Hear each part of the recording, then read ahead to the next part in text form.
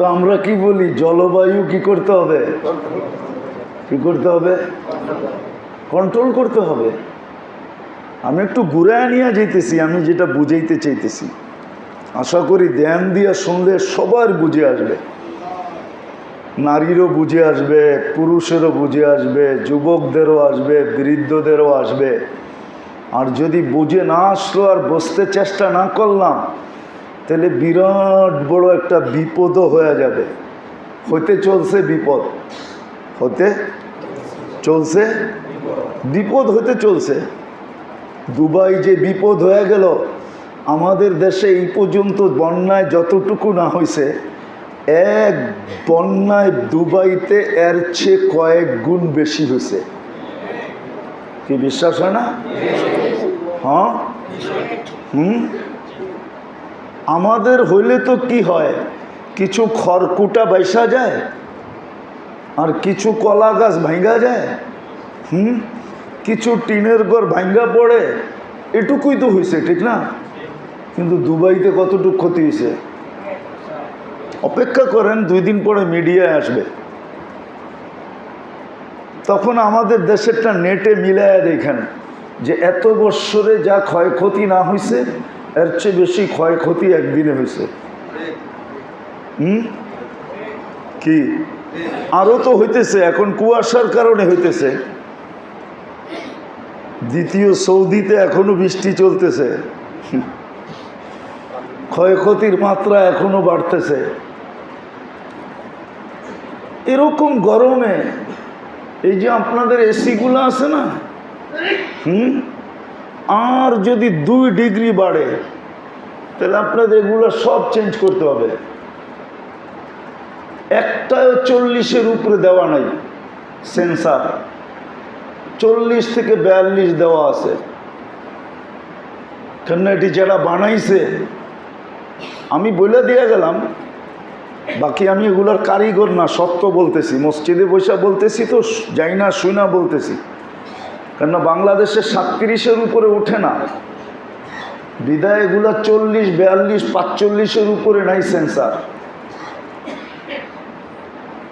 40, 45 হইলে এগুলো আর কাজ করবে না, চলবে কিন্তু কোনো ঠান্ডা হবে না, আবার চেঞ্জ করতে হবে। আসতেছে রমরমা ব্যবসা সামনে, কারিগরের ডাইকা নিয়ে আসবেন, ও মিষ্টি হাসি দিবে, 100 টাকার সেন্সার 10,000 টাকায় লাগায় দিবে, আর আপনিও বলবেন লাগায় দাও, ঠান্ডার দরকার। এখানে 42-এর উপরে একটাও লাগানো নেই।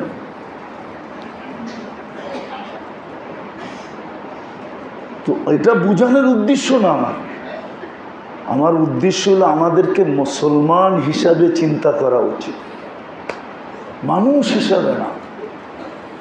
মানুষ হিসাবে যদি চিন্তা করি, তাহলে আমাদের যা চিন্তা এখন দুনিয়ার চলতেছে, দুনিয়ার চিন্তা চলতেছে দুনিয়াকে ধ্বংসের দিকে নিয়ে যাওয়ার জন্য।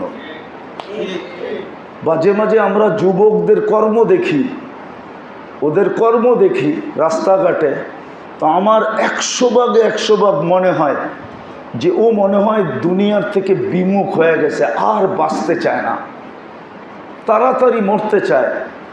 নাইলে মাওয়া হাইয়ের উপরে এত জোরে হুন্ডা চালাবে কেন? কি হ্যাঁ, সত্য তো। হাইওয়েতে এত জোরে চালাবে কেন? কামরাঙ্গীর চোরের রাস্তার ভিতরে এরকম করে চালাইবে কেন? ও কি চালক প্রমাণ করতে চাইতেছে, না দুনিয়ার থেকে অতিষ্ঠ হয়ে গেছে মরতে চাইতেছে? কি কোনটা বলেন? মরে না মরে না? মরে। আমরা তো ডেলি দেখি রাস্তায়, সপ্তাহে 2-1টা দেখি অ্যাক্সিডেন্ট, ঠিক এইভাবেই মরতেছে, এইভাবেই। আমাদেরকে মুসলমান হিসাবে ভাবতে হবে। নবী রসুল আইসা এটাই বুঝিয়েছে, তুমি মুসলমান হিসাবে ভাবো, তুমি মানুষ হিসাবে ভাইব না। মুহাম্মদুর রাসূলুল্লাহ সাল্লাল্লাহু আলাইহি ওয়াসাল্লাম এটাই বুঝিয়েছেন। রব্বে কাবার কসম, আপনারা মানবেন কি মানবেন না, জলবায়ু মুসলমানের হাতের মুঠের জিনিস, মুঠের জিনিস। এই জল বলেন আর বায়ু বলেন, এটা মুসলমানের হাতের মুঠের জিনিস। আপনি বলবেন মুঠের জিনিস কিভাবে? আমি প্রমাণ দেই। আচ্ছা, মুঠের জিনিস যদি না হইতো তো পানির উপর দিয়া ভালা কেউ কোনোদিন ঘোড়া দৌড়ে যেতে পারে? এটা বর্তমান সায়েন্সের বিবেক মানবে? হ্যাঁ, মানবে যে ঘোড়া দৌড়ে যাবে? হ্যাঁ, স্থলে যেরকম দৌড়ায়া যায় ওরকম দৌড়ায়া যাবে। কিন্তু সাহাবা একরাম বাহরাইন দৌড়ায়া স্বাধীন করছেন না, করেন নাই? চিহ্ন তো এখনো রাখা আছে। তাহলে জল যদি ওনাদের মুঠের জিনিস না হইতো তাহলে ওনারা ঘোড়া দৌড়ায়া কেমনে গেলেন? এক দুইজন তো জান নাই, যে দুইজন বুজুর্গ ছিল, দুইজন চলে গেছে, বাকি রয়ে গেছে, পুরা জামাত পার হয়ে গেছে, ঠিক না? বরং পুরা জামাত পার হওয়ার পরে আমির সাহেব সবাই শেষে পার হয়েছে। আমির সাহেব ভাবছে দেখি খেলা কি দেখাও তোমরা, তোমাদের খেলা দেখা পরে আমারটা দেখামু। তো দেখছে সাথীরা তো আমার চেয়ে বড় খেলোয়াড়, পার হয়ে গেছে, তো আমিও পার হয়ে যাই। বলেন এটা কি প্রমাণ করে না যে জল হাতের মুঠায়? কি আমি কি ভুল বললাম? হ্যাঁ। আচ্ছা, সাহাবীরটা বাদেই দিলাম, আপনি কিতাব উঠান, এখনো লোক জীবিত আছে। আমাদের একজন আল্লাহওয়ালা ছিলেন আতাউল্লাহ শাহ বুখারী রহমতুল্লাহ আলাইহ। তো উনি বয়ান করতেছিলেন, টর্নেডো আসছে, তুফান আসছে, তো উপরের দিকে উনি তাকায় সব প্যান্ডেলের খুঁটি ধরে বয়ে গেছে, যেটা উড়া না যায়। তো উনি উপরে দাঁড়ায়া বলছে, আল্লাহ তোমার কোরআন কি মানুষকে শোনাবো না?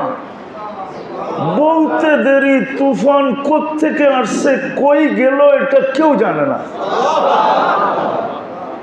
আচ্ছা, এটা নাইলে না মানবেন, এটা তো মানবেন। শুধু জল আর বায়ু না, জমিনও কন্ট্রোলে ছিল, হাতের মুঠাই ছিল, ঠিক না? ভূমিকম্প আসছে, আমিরুল মোমিনিন টোকা দিয়া বলতেছে, ইনসাফ করি না, হেলিস কেন?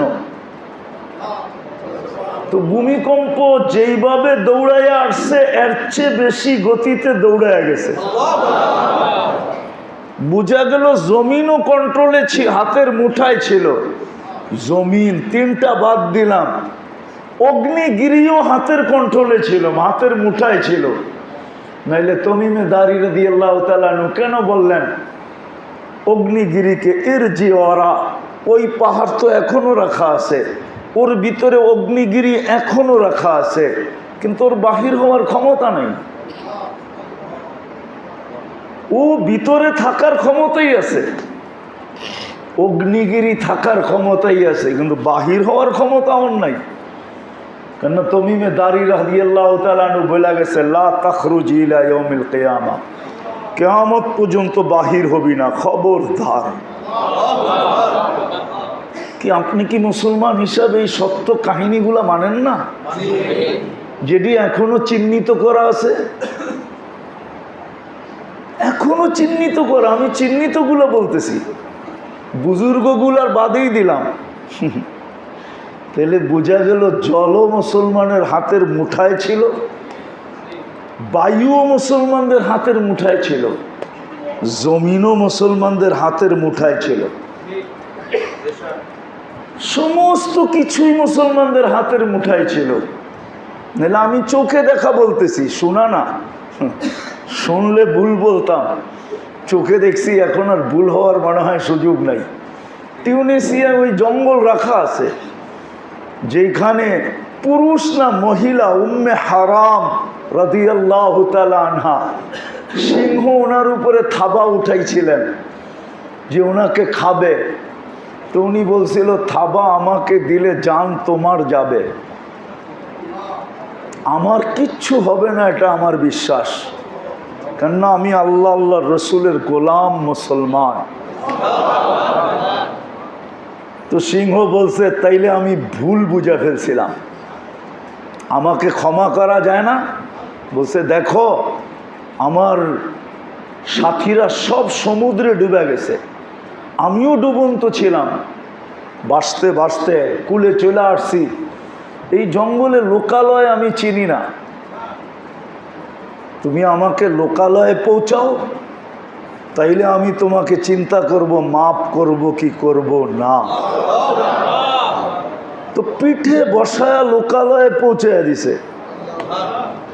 ওই জায়গা চিহ্নিত আছে, এখনো চিহ্নিত, আমি টিউনিসিয়া গিয়ে আসছি, চিহ্নিত আছে। তাহলে বুঝে গেল ওই জঙ্গল এখনো চিহ্নিত আছে, যেখানে সাহাবা দাঁড়ায় বলছিল যে এই জঙ্গল আমাদের প্রয়োজন।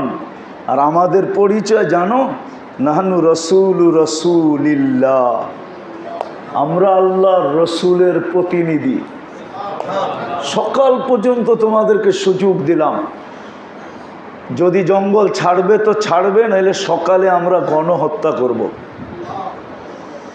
তো যখন জঙ্গল ছেড়া দিয়ে শহরের দিকে যেতে শুরু করছে, তো সাহাবায়ে কেরামের এই কেরামতি দেখা টিউনিসিয়া এমনি এমনি স্বাধীন হয়ে গেছে, যেখানে 12,000 সাহাবীর কবর আছে।